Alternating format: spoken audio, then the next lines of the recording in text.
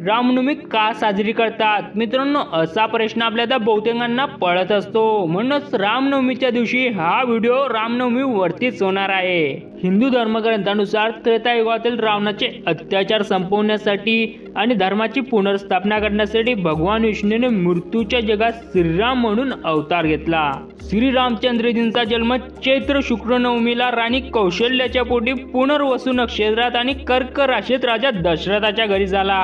रामायणानुसार अयोध्येचा राजा दशरथाला 3 बायका होत्या, परंतु फार काळ राजा दशरथाला संततीचे सुख कोणी देऊ शकले नाही. त्यामुळे राजा दशरथ खूप अस्वस्थ असायचे.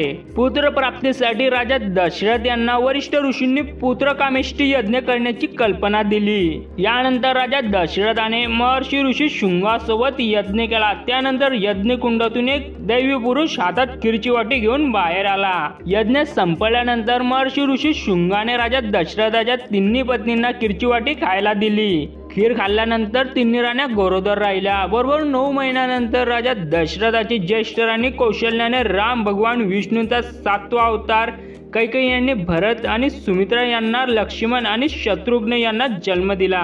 भगवान श्रीराम प्रभूंचा जन्म दुष्ट रावणाचा वध करण्यासाठी झाला होता. म्हणून भगवान श्रीराम प्रभूंच्या जन्मदिवसाला आपण रामनवमी म्हणून साजरी करत असतो. रामनवमी संपूर्ण भारतवर्षात साजरी केली जाते. तेलंगणातील भद्राचलम मंदिर हे अशा ठिकाणांपैकी एक आहे जिथे रामनवमी मोठ्या थाटामाटात साजरी केली जाते. भारतात सोबतच रामनवमी बहुसंख्यक असलेल्या मुस्लिम राष्ट्रात म्हणजेच इंडोनेशियातही खूप उत्साहाने आणि जोराशोरात साजरी केली जाते. इंडोनेशिया या देशात रामनवमीच्या दिवशी रामचरित्र मानसाचे पठण केले जाते.